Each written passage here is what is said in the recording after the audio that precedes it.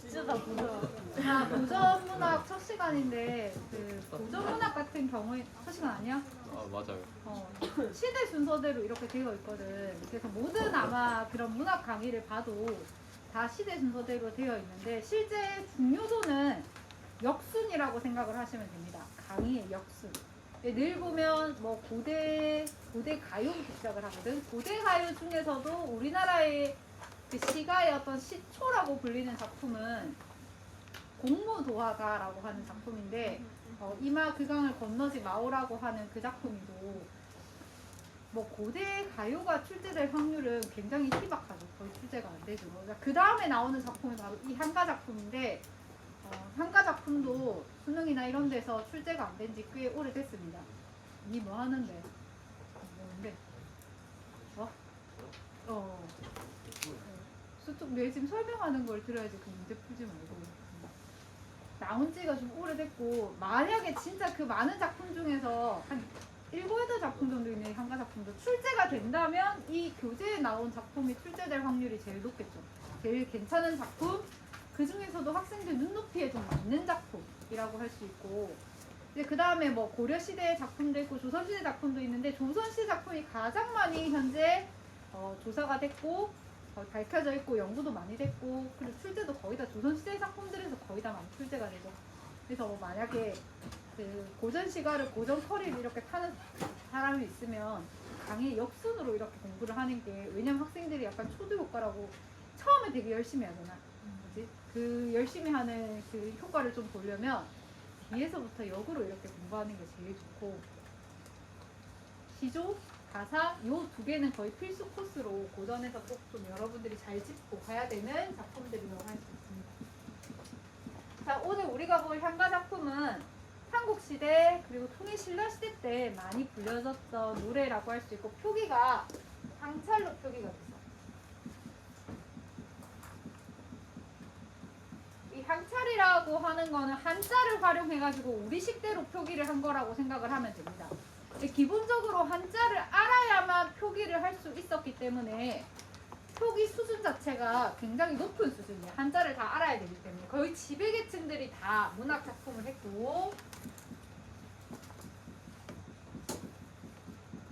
통일신라시대의 지배계층이라고 한다면 화랑들 그리고 승려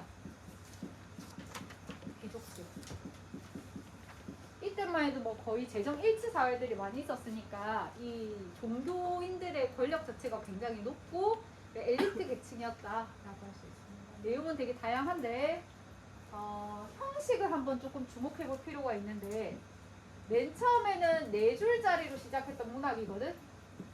그게 8줄짜리로 바뀌고 10줄짜리까지 오게 돼. 점점 발전되었다라고 생각하면 됩니다. 양식 자체가 점점 발전된 양식으로 이어졌고 지금 우리 교재에 실려있는 두 작품은 전부 다 10줄짜리로 이루어지는 19체 향가 작품이라고 볼 수 있습니다. 이 19체 향가를 우리가 좀 특히 더 주목을 해야 되는 게 형식상으로도 좀 완결되고 내용상으로도 완결되어 있는데 아마 2학년 때 문학 수업 배웠으면 이 19체 향가가 무엇과 되게 형식적 유사성이 있다라고 할까? 배웠을 것 같은데. 그렇죠? 시조 작품과 형식적 유사성이 있습니다.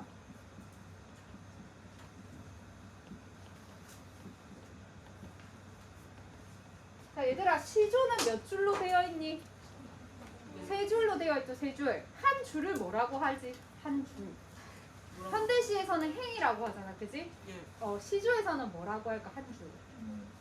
장이라고 합니다. 장. 그럼 가장 처음에 있는 장을 초장, 가운데 있는 장을 중장, 제일 끝에 있는 장을 공장이죠. 자, 근데 그 장이 3개가 있으니까 시조는 무슨 형식이다? 3장의 형식이라고 우리가 이야기를 해요. 자, 근데 향가에 있는 이 19체 향가는 내용상 어떻게 되냐면 4줄, 2줄이라고 하는 유사성을 가져. 그러니까 첫 번째 줄부터 4줄까지가 보통 하나의 의미단락을 이룬다. 5줄부터 8줄까지가 하나의 의미단락을 이룬다. 나머지 2줄이 하나의 의미단락을 이룬다. 그러면 19체 향가는 몇 개의 의미단락을 가지고 있다? 3개의 의미단락을 가지고 있다. 자, 시조는 3장이니까 당연히 의미 단락이 3개가 되겠죠. 자, 그래서 이 4, 4, 2에 이 4의 하나가 초장, 가운데가 중장, 마지막이 종장, 이렇게 형식이 이어졌을 것이다 라고 이야기합니다. 이게 바로 처음 하나 가지는 형식적 유사성입니다. 자, 그래서 처음에 가지는 형식적 유사성이 의미상 3단 구성으로 되어 있다는 거예요. 자, 그리고 또 하나 의미상 형식상 유사점이 뭐냐면 4, 4, 2에서 이 두 번째 줄을 좀 볼 필요가 있는데 여러분들 여기 산 기타랑과 대망매가 보면 밑에서 두 번째 줄 아라고 되어 있죠. 네. 자, 두 개 다 아라고 똑같이 되어 있거든. 다른 향가 작품도 똑같아. 자, 이거를 뭐라고 하냐면 낙구라고 이야기합니다. 낙구. 그러니까 4, 4, 2에서 2가 이 중에서도 제일 처음 시작되는 부분을 낙구라고 하는데 이 낙구가 아 형태로 시작을 하죠. 그래서 이 낙구가 감탄의 형식으로 시작한다 이런 말이에요. 그래서 낙구 감탄 이런 말을 많이 씁니다. 자, 이 낙구 감탄의 형식이 나중에 여기 오게 되면 초장, 중장, 종장으로 이어진다고 했죠. 자, 여기 종장의 첫 음보가 감탄으로 시작을 합니다. 100% 모든 시조가 그런 건 아닌데 한 60-70% 꽤 많은 비중을 차지해서 종장의 첫 음보가 감탄으로 시작해. 어즈버라고 하는데 어즈버가 오늘날로 해석하면 아 이런 뜻이거든. 자, 그래서 이런 점이 매우 유사하다.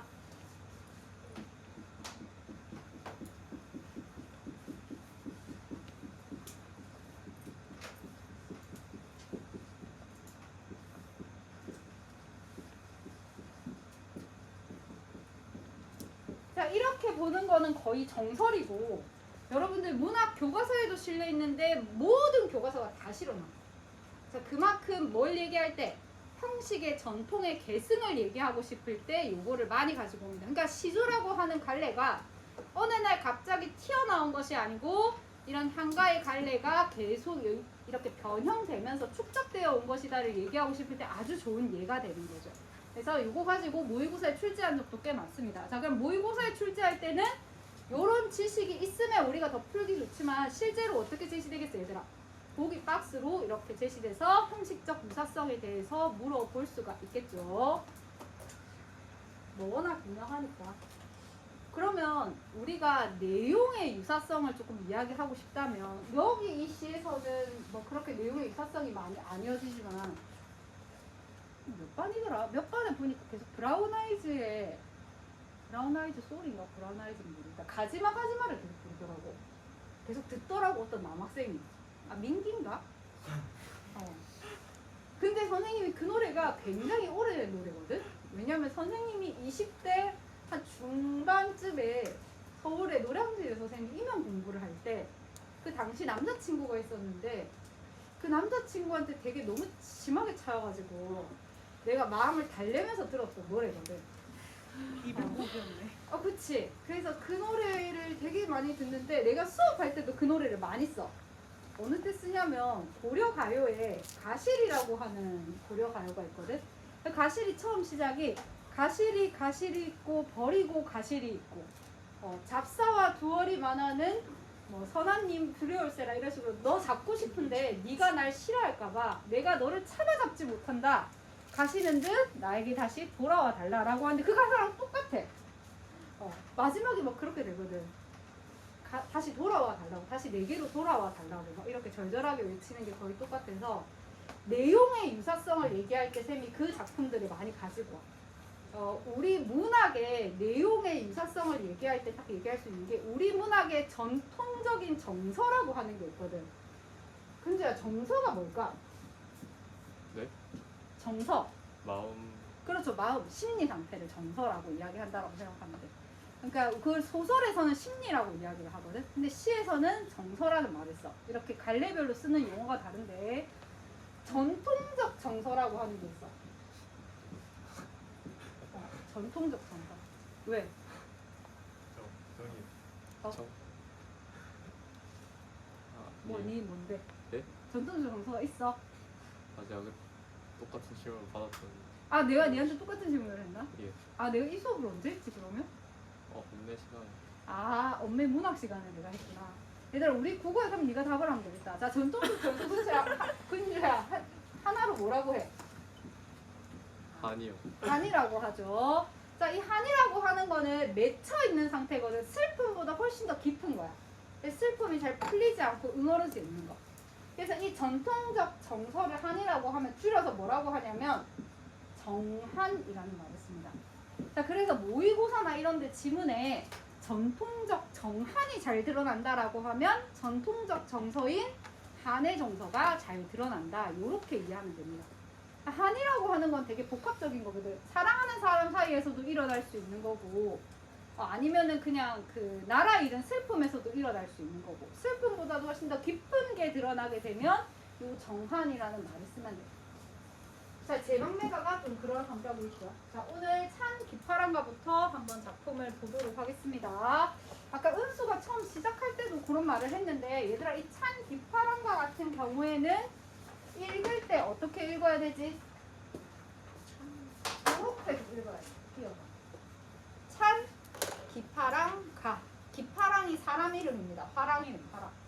화랑을 찬양하면서 부른 노래. 누가? 승려인 충담사라고 하는 승려가 기파랑을 찬양하면서 불렀다. 얘들아, 그러면 얘를 찬양하면서 불렀다고 하니까 제목에서부터 무슨 태도가 벌써 드러나? 예찬적인 태도가 드러나. 기파랑을 예찬하는 거죠.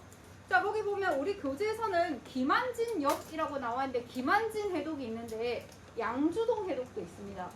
그 우리나라 국어 국문학자라고 한다면 시대의 천재라고 불리는 사람이 두 사람이 있는데, 그 사람이 바로 양주동 선생님이랑 이 김한진 선생님이라고 합니다. 양주동 선생님이 훨씬 더 그 전에 있었던 분이고, 나중에 김한진 선생님이 이렇게 해독을 했는데, 두 해독 다 많이 쓰입니다. 많이 쓰이고 좀 차이가 있다면, 여기 김한진의 찬 기파랑가는 화자가 한 사람이야. 독백체야, 독백체. 근데 양주동의 찬 기파랑가는 대화체입니다, 대화체. 주고받는 내용이에요. 달과 화자가 문답하는 형식으로 이루어져 있습니다. 구조도 좀 달라. 자, 일단 한번 보겠습니다. 아, 그리고 보통 이 19체 한가가 442의 구조라고 했잖아, 그치? 얘는 좀 다르게 3호입니다. 3호. 3줄, 5줄, 2줄. 근데 나중에 양주동은 또 442야. 뭐 그런 차이가 좀 있습니다. 좀 뭘로 공부해야 돼? 우리 김한진 공부하면 되지 뭐. 설마 뭐 양주동 낼 수도 있지만 내 생각에 그렇게 어렵게 안 나올 것 같아. 한가가 기본적으로 좀 어렵거든? 어려운데 그 어려운 작품 중에서 제일 쉬운 두 작품 지금 출제를 한 거라고 생각하는데, 모죽지란가 이런 거 진짜 좀 어렵거든. 그리고 왼쪽에 거기가 현대어로 풀이한 거고, 오른쪽이 원문인데 우리는 현대어로 풀이한 것만 여러분들이 보시면 됩니다. 자, 흐느끼며 바라보매. 자, 흐느끼며 바라본다. 앞에 주어가 생략되어 있지만 하자인 나겠죠. 자, 내가 흐느끼면서 뭔가를 바라본대. 자, 뭐를 바라보는지 그 다음에 나오겠지. 이슬 밝힌 달. 달을 바라보고 있었는데. 근데 얘들아, 이 달이 굉장히 밝은 것 같죠? 어느 정도로 밝대? 이슬을 밝힐 정도로 밝다고 하잖아. 그지? 그러면 여기 풀이나 이런 거에 맺힌 이슬을 환하게 밝힐 정도로 매우 밝은 달이라고 합니다. 근데 나는 이 달을 그냥 바라보는 게 아니고 어떻게 바라보는데? 흐느끼면서. 자, 왜 흐느낄까? 지금 이 기파랑은 현재 부재한 상태입니다. 자, 그렇기 때문에 달을 보면서 슬퍼하는 거죠. 자, 그러면 나는 달을 누구라고 생각하는 거야? 기파랑이라고 생각해. 자, 그러면 얘들아, 그 대상을 빗대었다면 여기서 달이라고 하는 어떤 속성에 빗대어서 지금 이렇게 표현을 한 건가? 달을 지금 어떤 속성을 얘기하고 있었어, 이 시어에서? 밝다라고 했잖아, 그지? 내가 좋아하고 존경했던 기파랑도 굉장히 이 달처럼 밝은 존재, 사람들이 우러러보는 존재, 모두를 빛나게 해주는 그런 존재였다라는 거죠. 자, 그래서 이 시에서는 상당히 비유와 상징이 아주 잘 쓰였습니다. 자, 비유와 상징을 할 때 반드시 우리가 기억해야 되는 것이 원관념과 보조관념 간의 관계인데, 자, 근주야, 원관념과 보조관념의 관계가 조금 덜 밀접한 것이 뭐라고 했지? 비유와 상징 중에서. 비유요. 그쵸, 비유죠.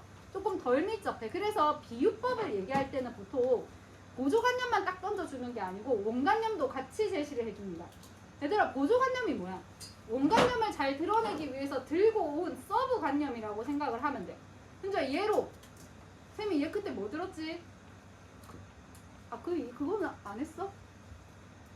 그때 현대시에 시였나? 안 했었나? 안 했다. 아, 그래?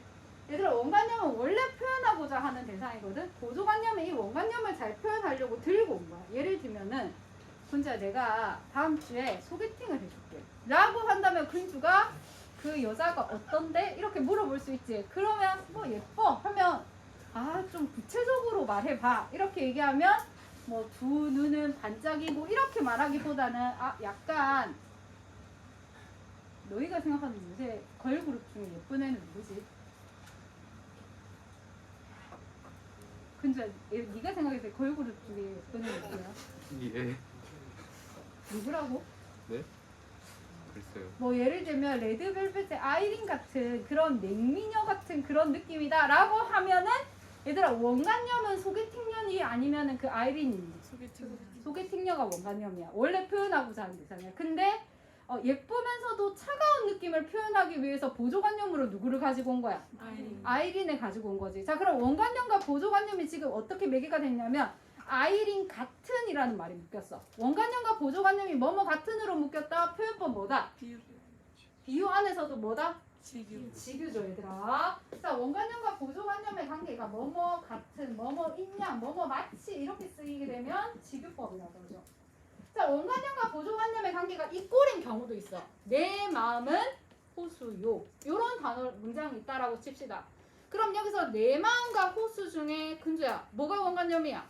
내 마음이요. 그렇죠. 내 마음이 어느 정도로 호수처럼 평화롭고 고요하고 잔잔하고 요거를 들고 오기 위해서 호수를 가지고 왔죠. 내 마음 은이니까 은이 뭐지 얘들아? 이 꼴이잖아. 그지? 그래서 A는 B다. 표현법 뭐지? 은유가 되는 겁니다.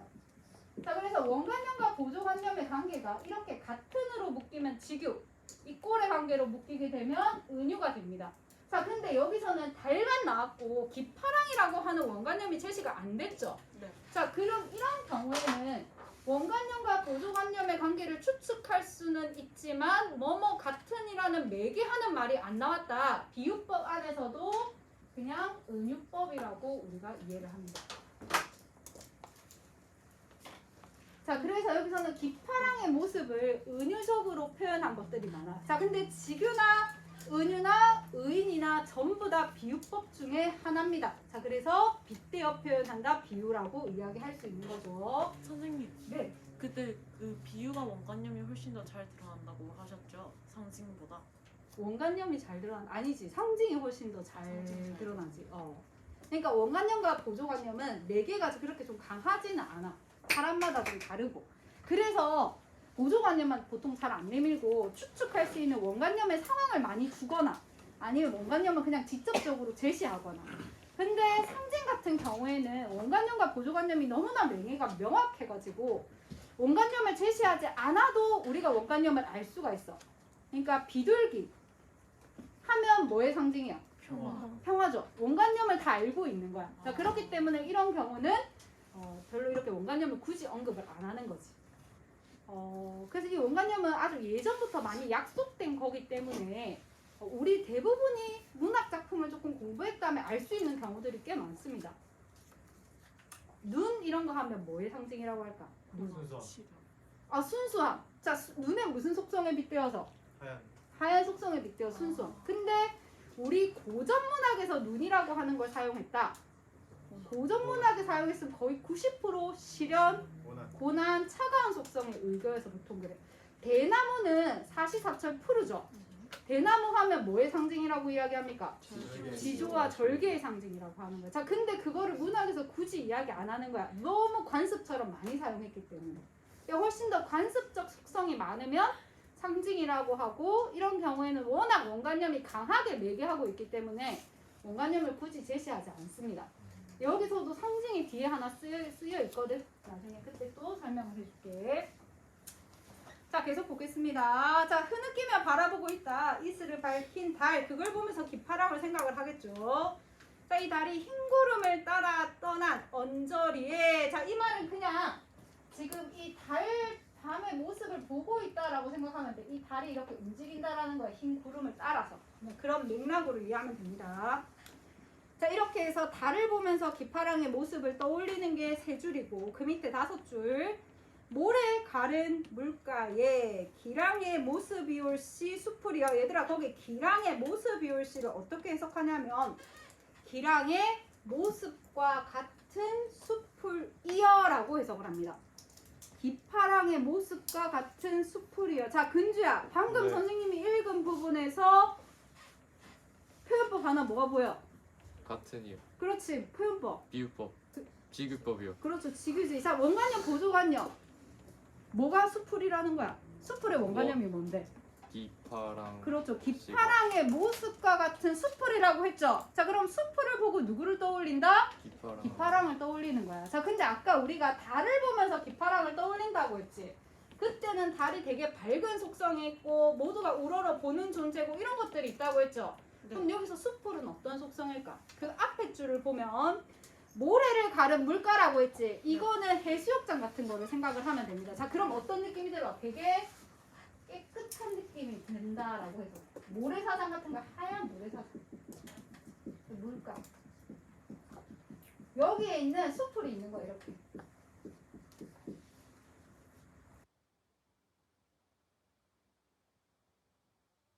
깨끗한 물가에 있는 수풀이 조성된 모습을 보면서 기파랑의 아주 깨끗한 모습을 떠올리는 겁니다. 지교법이 쓰였죠. 그러니까 지금 화자가 지금 거의 시선 대상의 이동에 따라 시상이 쭉 전개되는 거예요. 처음에는 달을 봤다가 그 다음에는 수풀을 보는 겁니다.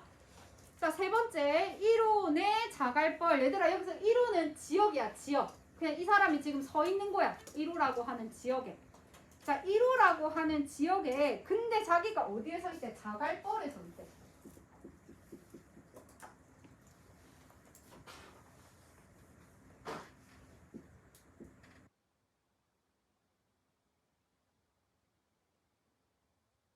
서 있는 거죠. 낭이 지니시던, 여기서 낭은 기파랑입니다. 화랑. 낭이 지니시던, 기파랑이 지니고 있던 마음의 갓을 좁고 있노라. 저기서 갓은 끝입니다. 마음의 끝. 여기서는 마음의 한 자락, 뭐 마음의 뜻 이렇게 해석해도 됩니다. 마음의 끝을 내가 좁고 있노라. 좁고 싶구나. 뭐 보통 이렇게 해석을 합니다. 자, 이 자갈벌에서 내가 지금 여기서 기파랑이 지니고 있던 마음의 끝을 따르고 싶다. 문장에 보면 인노라라고 되어 있죠. 자, 여기 인노라라고 해서 언뜻 보면 감탄처럼 보이지만 따르고 싶구나로 해석을 해야 됩니다. 자, 그래서 내가 기파랑의 마음을 본받고 싶은 뭐를 해석하냐? 의지가 드러난다라고 해석을 해요. 그래서 이 부분을 의지적 태도가 드러나는 부분이다. 이렇게 해석합니다. 이게 마음의 끝이 기파랑의 뜻이죠.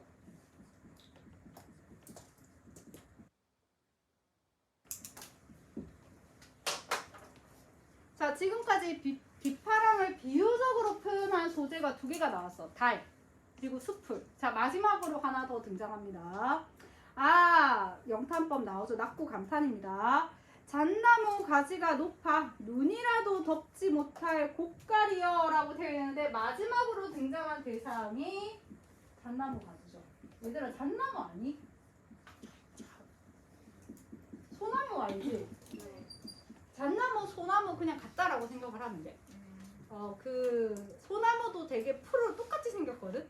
되게 푸르르고 사시사철 푸르고 이런 건데 잣이 열리면 잣나무고 솔이 열리면 솔나무고 그래. 우와. 소나무고 그래. 잣이 열리는 거. 자, 근데 이 잣나무 가지가 평범하지 않죠? 어떤 속성을 지니고 있다고 합니까? 높다라고 하지. 자, 그럼 이 잣나무 가지는 이번에는 누구를 표현한 거다? 기파랑을 표현을 한 거다. 이번에는 어떤 속성? 높은 속성. 높은 속성이죠. 자, 어떤 거? 고매한 거. 고결한 거. 지조. 이런 것들 다 표현할 수 있다. 아주 높다라고 했으니까 그의 인품이 아주 높다 이런 뜻으로 해석해야 되겠지. 어느 정도로 높냐면 눈도 덮지 못할 정도로 매우 높다라는 거죠. 자, 그러면 눈이라고 하는 거는 얘가 덮지 못할 정도로 매우 높으니까 여기서 눈은 플러스로 해석한다, 마이너스로 해석한다? 마이너스로 해석을 하는 겁니다. 자, 기파랑에게 닥칠 수 있는 시련과 고난의 상징이죠. 자, 그런데 시련과 고난이 여기 떨어진다, 못 떨어진다? 못 떨어진다. 못 떨어지는 거야. 왜? 기파랑이 너무나 지조와 절개가 강직하고 고매하기 때문에 눈조차 떨어지지 못한다라고 하는 거죠. 자, 거기 아라고 하는 게 얘들아 영탄법이라고 했지. 그리고 거기 보면 여섯 번째 줄이가 기랑의 모습이 옳시 수풀이 여 이것도 영탄법이야. 그리고 마지막에 고깔이 여 하는 것도 다 영탄이야. 수풀의 모습에 보고 감탄하는 거. 그리고 아주 그 높은 고깔의 모습, 고깔 그냥 그 나무의 모습이라고 생각하면 돼. 그걸 보고 감탄하는 거. 지금 전부 다 기파랑의 모습을 보고 전부 다 감탄을 했죠. 이런 이 어조에서 다 뭐가 드러납니까? 예찬적 태도가 전부 다 드러납니다. 자, 우리가 시에서 시적 대상에 대한 태도를 말하라고 하는 부분이 많은데 태도는 어디서 찾아야 되냐면 시에서는 어조에서 찾는 거야. 어조에서. 어조가 종결어이야. 어미 얘들아.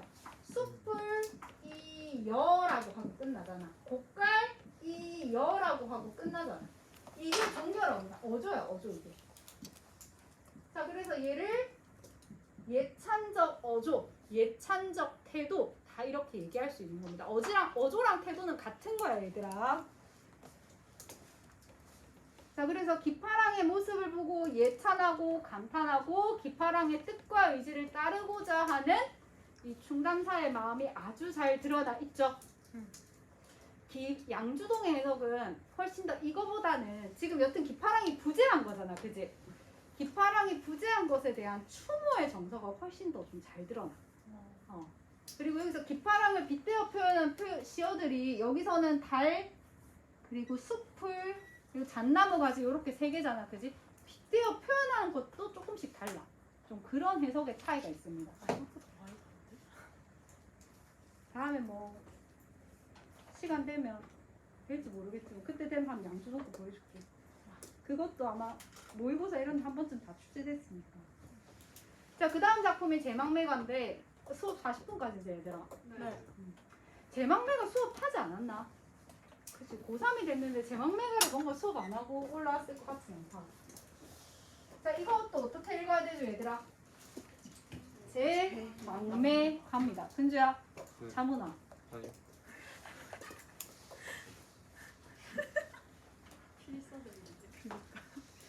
제망매가 내가 뭔 뜻이라고 했어? 네? 뭔 뜻이라고 했어? 뜻 얘기 안 했다 아직. 자, 네, 제망매가 이 제자가 제사를 지낸다, 추모한다 이런 뜻으로 해석하면 되고 매는 누이야. 망은 이제 뭐 죽었다 이런 뜻으로 해석하면 됩니다. 그러니까 죽은 누이를 추모하면서 부른 노래입니다. 자, 여기 월명사라고 하는 스님이 지은 노래고 이 한가 중에 거의 유일하게 슬픔의 정서를 좀 가진 그런 작품이고 이 앞에 것도 비유와 상징이 꽤 많이 사용이 됐죠. 이 작품도 못지않게 비유와 상징이 많이 사용이 돼서 문학사적으로 아주 높은 평가를 받고 있는 작품입니다. 완성도도 되게 높죠. 여기서 매의 누이를 보면 나보다 나이가 많은 누이를 생각하기 쉬운데 여기서는 어린 누이야. 나보다 훨씬 나이가 어린 누이고 우리가 보통 어린 누이가 나보다 어린 사람이 나보다 먼저 죽을 거라고 하는 것은 좀 잘 생각을 못 하잖아. 이 작가에게도 이 어린 누이의 죽음은 좀 예상치 못한 너무나 급작스러운 죽음이었고 그러다 보니까 삶의 허무에 빠져가지고 굉장히 좀 좌절하고 했던 그런 것 같아. 근데 이 사람 직업이 스님이잖아. 네. 그지? 이런 슬픔을 극복할 때 종교의 힘으로 좀 극복을 하는 모습을 보입니다. 근데 내가 봤을 때는 이게 종교의 힘으로 극복을 하는 건데 이 사람이 종교인이라서 종교의 힘으로 극복하는 거지. 이 사람이 일반인이었으면 우리 일상을 살아가는 힘으로 아마 극복하지 않았을까. 나는 그렇게 생각을 해요. 자, 한번 보겠습니다. 자, 생사길은 예 있음에 머뭇거리고, 얘들아 거기 예라고 하는 거는 이승을 이야기하는 겁니다. 자, 화자는 지금 이승에 있는 거야. 자, 이승에 삶과 죽음의 길이 있는 거죠. 자, 이승이라고 하는 것에 삶과 죽음의 길이 있는데 머뭇거린다라고 했지, 얘들아. 네. 여기서 머뭇거린다는 말을 좀 현대어로 쉽게 해석을 하면 두려워한다 이렇게 해석하는 게 낫습니다.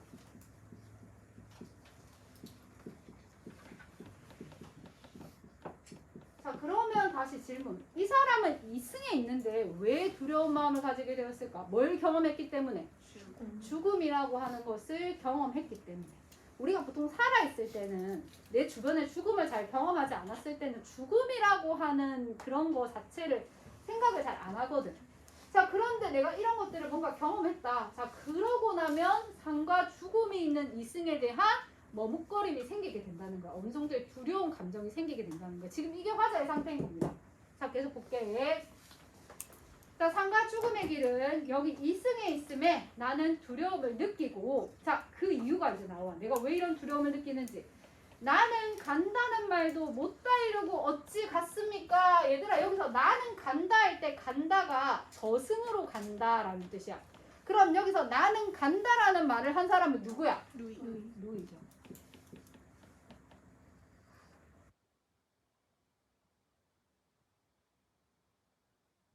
나는 간다라는 말을 했어, 못했어? 못했어. 그러면 죽은 누이조차도 자신의 죽음을 예측하지 못한 거죠. 갑작스러운 죽음이고.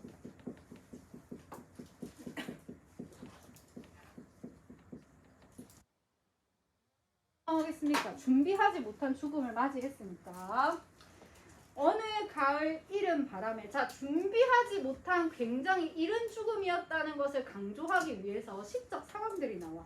자, 어느 가을. 자, 가을이라고 하는 시기에 누이가 죽었나 봐. 자, 근데 바람이라고 되어 있는데 그 발음 앞에 수식어가 붙어 있죠. 무슨 바람이라고 되어 있어요, 얘들아?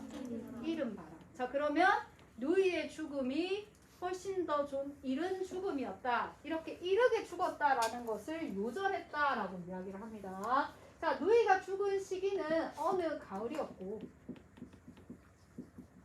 자, 근데 아주 이른 바람이 붑니다.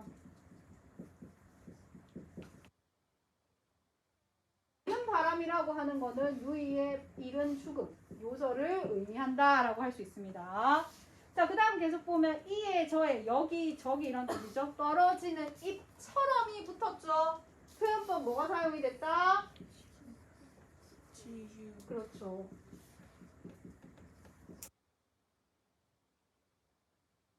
바람에 의해서 잎이 떨어진다라는 거예요. 떨어진다라는 것 자체가 이렇게 떨어지니까 무슨 이미지를 가진다? 하강적 이미지를 가지고 있죠.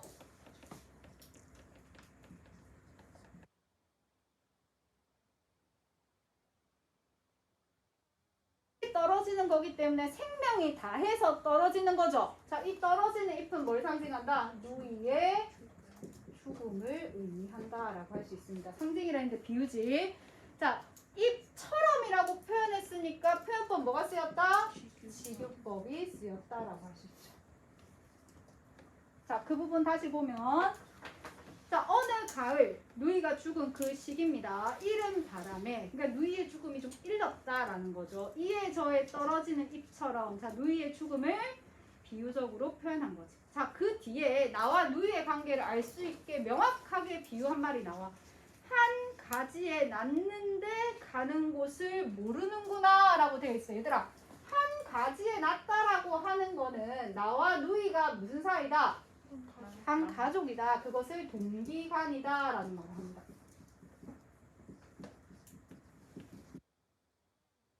동기. 같은 형제라고 얘기할 때, 남매 얘기할 때. 그래서 뭐 같은 가지에 났다 이런 것도 전부 다 비유적인 표현들이죠. 다. 자, 한 가지에 낫지만 가는 곳 모른다. 여기서 가는 곳은 그 저승으로 가는 게 아니라 가는 타이밍이라고 해석을 해야 됩니다. 가는 타이밍을 알 수가 없구나. 자, 그러면 가족이라고 한다면 내가 이 세상에서 나와 가장 가까이 있는 존재잖아. 그지? 많은 것을 공유하고 하는 존재. 그런데도 그 가까이 있는 가족마저도 내가 언제 가는지를 모르는 거야. 그러면 나는 지금 뭐에 지금 빠지고 있는 거야? 삶의 허무에 빠지는 거야. 그래서 이 시는 여기까지 계속 하강하는 느낌입니다. 하강적 이미지도 등장을 하고 삶의 허무에 빠지는 거야. 왜? 아주 가까운 사람이라고 했던 내 소중한 가족마저 언제 가는지 모르고 그냥 가버리는 상황에 대해서 열심히 살면 내가 뭐 하지? 이렇게 사는 게 의미가 있나? 한순간에 어떻게 될지 모르는데 내가 오늘 야간 자율학습을 10시까지 했다. 그렇게 열심히 하면 뭐해? 사람이 죽음이라고 하는 게 80대에서 죽는다, 90대에서 죽는다 이렇게 정해진 게 아닌데 아예 그냥 막 살래. 이게 언제 되게 유행했던 사조냐면 선생님이 02학번이거든 얘들아. 너희 그때 태어나지도 않았지? 네. 너희 몇 언제 태어났어? 04요. 04? 네. 02학번 선생님 산수학번이었다.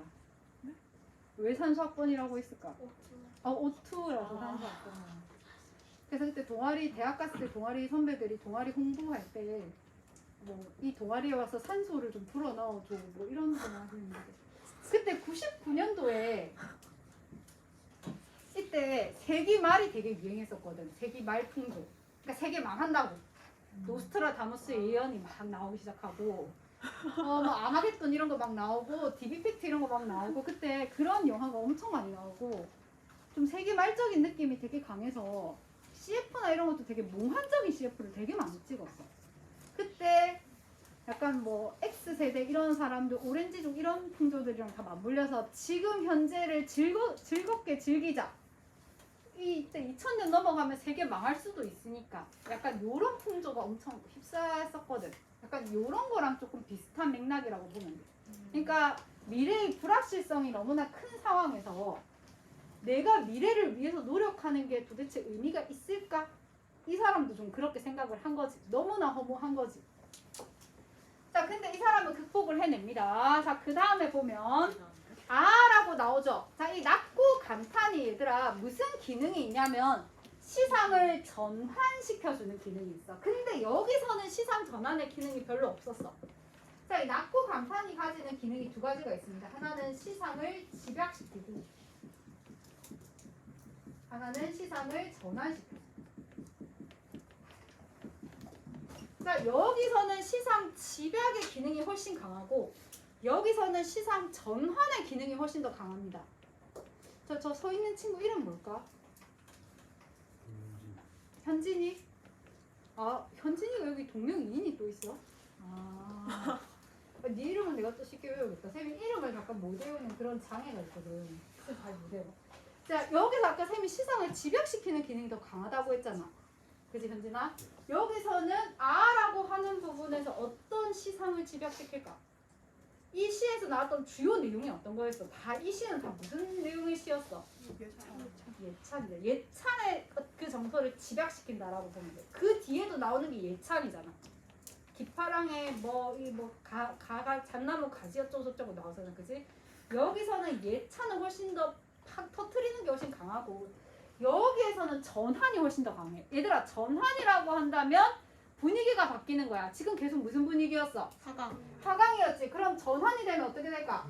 상승이 되는 거야. 자, 그 아라고 하는 낮고 감탄에서 극복이라고 하는 허무의 극복이라고 하는 상승의 이미지로 바뀌게 됩니다. 전체적으로 하강이었다가 이 시대에 어떻게 이런 시를 썼을까? 그지? 시인들은 진짜 다 대단한 사람들이야.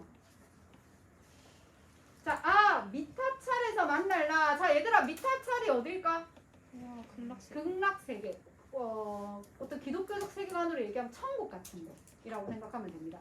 그러니까 우리가 종교를 가진 사람들은 보통 내세라고 하는 게 있잖아. 다음 생이라고 하는 거를 믿는 거거든. 이 현실 세계만 있는 게 아니고.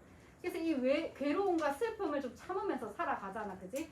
그러니까 이 사람은 또 종교인이었으니까 내가 누이가 죽기는 했지만 우리는 어디서 만나게 되어 있다고? 미타찰에서 만나게 되어 있는 거야. 이 사람이 뭐 스님이니까 너무 확신하겠죠. 미타찰에서 우리가 만나는 것이 확신되어 있는 거야. 확신되는 거야. 자, 그러니까 이 사람의 마음이 좀 가벼워지는 거야. 아, 이 현세라고 하는 것이 끝나면 이 미타찰이라고 하는 이상적인 세계에서 나는 누이랑 만날 수 있겠구나. 그러면 어떻게 해야 되겠다. 지금 이 현실을 조금 더 충실하게 살아봐야 되겠다. 이 사람에게 있어서 현실을 충실하게 사는 건 어떻게 사는 건데? 종교에 귀하면서 스님이니까 직업이. 그러면 여러분들의 입장에서 만약 현실에 충실하게 한다면 어떻게? 공부를 그냥 열심히 하면서, 선생님이라면 수업을 열심히 하면서 그냥 하루하루를 그렇게 살아간다라고 하는 게 이 사람의 어떤 극복 방식을 찾은 거죠. 자, 그래서 이 사람은 미타찰에서 만날 나 거기 뒤에 도 닦으며 기다리겠다라고 하죠.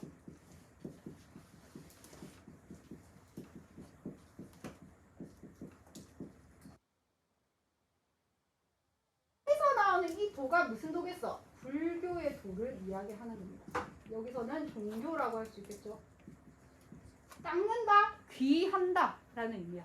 종교에 귀하면서 허물을 극복해내는 거죠.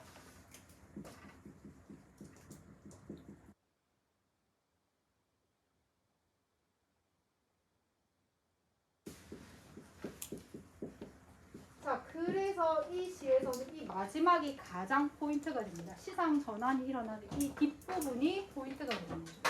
전체적으로 누이를 죽은 슬픔에 삶의 허무에 빠졌다가 자신의 삶의 의지를 생각하는 거지. 그 계기가 되는 것이 미타찰이라는 곳에서 만날 수 있다라고 하는 것이 내가 시상 전환을 하게 된 하나의 계기가 되는 거지.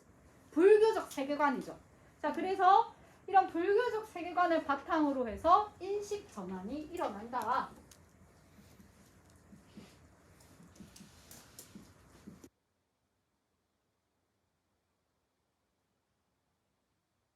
수업 안 했나 이반은? 네. 그 님의 침묵도 수업을 이렇게 쭉 해보면 그 한용운이라고 하는 사람도 스님이거든. 이 불교적 세계관을 가지고 인과의 이별을 극복해내는 모습을 보여주는데 여기서도 이런 불교적 세계관을 가지고 이런 슬픔과 허물을 많이 극복을 합니다. 그래서 보통 되게 힘들거나 이런 사람들이 종교에 귀함으로써 힘든 것들을 많이 극복해내잖아. 이런 종교적 세계관이 영향을 주는 게 좀 크죠. 자, 그러면 얘들아 문제 중에서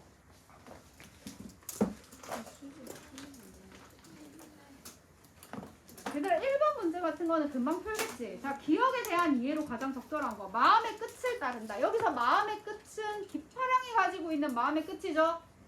그래서 화자가 도달하고자 하는 지향점이 되겠죠. 자, A와 B에 대한 설명으로 가장 적절한 거. 자, A는 흐느끼는 거야. 얘들아, 이 A는 누구를 생각하면서 흐느끼는 겁니까? 깃파랑에 의해서 지금 흐느끼는 거죠. 그러니까 A는 깃파랑이 없으니까 부재함으로써 내가 느끼는 정서에 가깝지. 자, B라고 하는 머뭇거린다라고 하는 거는 죽음을 경험했기 때문에 내가 느끼는 정서입니다. 자, 그래서 답이 3번이라고 할 수 있습니다. 자, 선생님이 이거를 일일이 다 풀이하지는 않을 건데 3번 문제도 어렵지가 않거든. 3번 문제까지 한번 풀어보시고 다음 시간에 계속 이어서 서경별곡 수업을 하도록 하겠습니다.